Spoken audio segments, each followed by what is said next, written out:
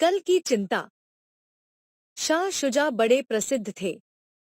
उनकी एकमात्र पुत्री बड़ी धर्मपरायण और वैरागी भावनाओं से ओतप्रोत थी। उसकी इन्हीं भावनाओं को ध्यान में रखकर शाह ने उसका विवाह किसी फकीर के साथ करने का निश्चय कर लिया। सौभाग्य से उसको एक सच्चरित्र फकीर का पता भी मिल गया और उसने उस फकीर के साथ अपनी एकमात्र कन्या का विवाह कर दिया। शाह प्रसन्न था कि उसने अपनी पुत्री को सही स्थान पर भेजा है जहां उसकी भावनाएं आहत नहीं होंगी, जागृत रहेंगी। जब विवाह हुआ और शाह की पुत्री अपने फकीर पति के साथ रहने उसकी कुटिया में आई तो कुटिया में पहुंचते ही वह उसकी सफाई करने लगी। उसने देखा कि कुटिया के छप्पर से एक छींका लटका हुआ है। उसने उसको उतारा तो पाया कि उसमें दो रूखी सूखी रोटियां पड़ी हुई हैं। उसको बड़ा आश्चर्य हुआ और उसने अपने पति से पूछा, ये रोटियां यहाँ क्यों रखी हैं?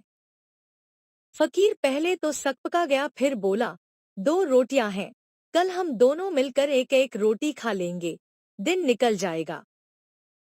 पति की बात सुनकर पत्नी को सहसा बड़ी तेज हंसी आ गई। उसने कहा, मेरे पिता ने तो आपको वैरागी और फकीर समझकर मेरा विवाह आपके साथ किया था, किंतु मैं देख रही हूँ कि आपको तो कल के खाने की चिंता आज से ही सताने लगी है। जिसको इस प्रकार की चिंता सताती है वह सच्चा फकीर नहीं हो सकता। अगले दिन की फिक्र तो घास खाने वाले पशु भी नहीं करते, न पक्षी ही अगले दिन के लिए कुछ संजो कर रखते हैं। फिर हम तो मनुष्य हैं, मिल गया तो खा लेंगे, नहीं तो आनंद से प्रभु चिंतन में अपना समय बिता देंगे। पत्नी की बात सुनकर फकीर की आंख खुल गई। वह समझ गया कि उसकी पत्नी वैराग्य में उससे बहुत आगे बढ़ी हुई है। वह मन ही मन उसकी प्रशंसा करने लगा और फिर कह उठा, देवी, आज तो तुमने मेरी आंखें खोल दी हैं, मैं तो अंधकार में था। वैराग्य का रहस्य अब मेरी समझ में आने लगा है। परमात्मा की कृपा है कि मुझे तुम जैसी पत्नी प्राप्त हुई है। धन्यवाद। उस दिन के बाद दोनों पति पत्नी निश्चिंतता से अपना जीवन व्यतीत करने लगे। खाने को मिला तो ठीक, नहीं मिला तो ठीक। कहानी समाप्त हुई।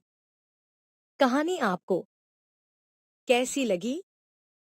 लाइक या अनलाइक करें, कमेंट करें, सब्सक्राइब करें, मित्रों को शेयर करें।